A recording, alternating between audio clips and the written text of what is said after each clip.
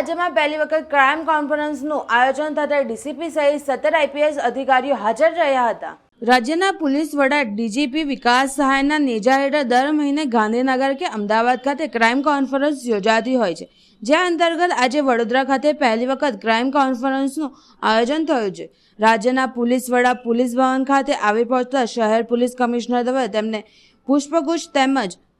બેનથી સ્વાગત કરવામાં આવ્યું હતું। ક્રાઇમ કોન્ફરન્સ મોડી સાંજ સુધી ચાલશે અને તેમાં કાયદો અને વ્યવસ્થા, ટ્રાફિક વ્યવસ્થા તેમજ ક્રાઇમ રેટ સહિતના મુદ્દે ચર્ચા કરવામાં આવશે। રાજ્યના પોલીસ વડા વિકાસ સહાયે ક્રાઇમ કોન્ફરન્સમાં ચર્ચા કરેલ મુદ્દાઓ અંગે જણાવતા કહ્યું કે પોલીસની કામગીરી સુધરે તો ગુનાઓ રોકવામાં સફળતા મળે। પોલીસ મથકોની કામગીરી સુધરે તેની પર ભાર મૂકવામાં આવ્યો છે। પોલીસ અધિક્ષક જ્યાં જાય ત્યાં રાત્રિ રોકાણ કરી તેની પર ધ્યાન રાખવામાં આવ્યું છે તેમજ અત્યાર સુધીમાં જિલ્લાના પોલીસ અધિક્ષકે 160થી વધુ નાઇટ હોલ્ડ કરી સ્થાનિકો સાથે ચર્ચા કરી છે। સાયબર ક્રાઇમ એ દિન પ્રતિદિન દરેક જગ્યા વધી રહી છે અને એમાં પોલીસ તરફથી જે કંઈ કામગીરી કરવામાં આવી રહી છે એના માટે મેં તમને આને વાત કરી કે જે 1930 હેલ્પલાઇન છે સાયબર ફ્રોડની, એની પણ ખૂબ અસરકારક રીતે ગુજરાત પોલીસ દ્વારા કામગીરી થઈ રહી છે। ખૂબ મોટા પ્રમાણમાં કોલ્સ પણ આવતા હોય છે, પણ આજે આ પ્રેસ કોન્ફરન્સના માધ્યમથી મને જે લોકો સાંભળી રહ્યા છે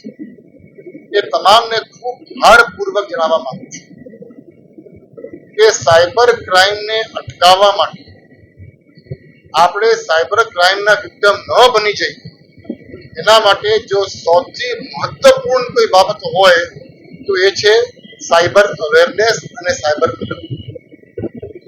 આપણે જ્યારે પણ સાયબર સ્પેસમાં હોઈએ, જ્યારે પણ નેટનો ઉપયોગ કરતા હોઈએ, જ્યારે કોઈ પણ ફોન આવે, કોઈ વિડીયો આવે, કોઈ પ્રમોશનલ કોલ્સ આવે, એટલે આપણે સાયબર ક્રાઇમમાં એક વસ્તુ કે તમામ લોકો જે વિક્ટિમ્સ બની રહ્યા છે,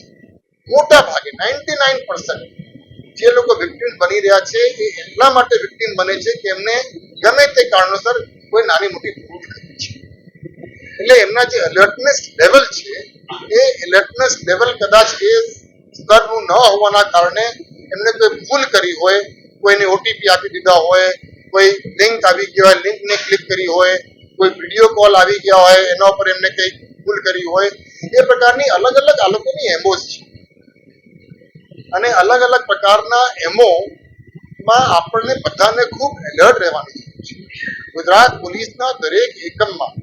અને ફક્ત સ્કૂલ અને કોલેજની વાત નથી, આ સાયબર ફ્રોડના વિક્ટિમ્સ દરેક ઉંમરના અને દરેક જેન્ડરના લોકો બનતા હોય છે, સિનિયર સિટીઝન પણ બને છે, સ્કૂલના છોકરા છોકરીઓ પણ બનતા હોય છે। એ સમાજના દરેક વર્ગ, દરેક એજ ગ્રુપ તમામને આ સાયબર ક્રાઇમ બાબતે ખૂબ ને ખૂબ એલર્ટ રહેવાની જરૂર છે। અલગ અલગ ગેંગ્સ આ લોકો ખૂબ હોશિયાર છે અને ખૂબ પ્રશિક્ષિત રીતે આ લોકોને સાયબર ફ્રોડ કરતા હોય છે। આપણે જો એલર્ટ ન રહીએ તો તમે જે વાત કરી એ ગુનાઓને અટકાવવામાં આપણને પણ તકલીફ પડશે, કેમ કે લોકો ભૂલ કરતા થોડુંક ઓછું કરે, એલર્ટને થોડુંક વધારે હોય, એમનું જે સિગ્નલ છે, એમનું જે એન્ટીના છે એ એકદમ ટોપ ક્લાસ રહે।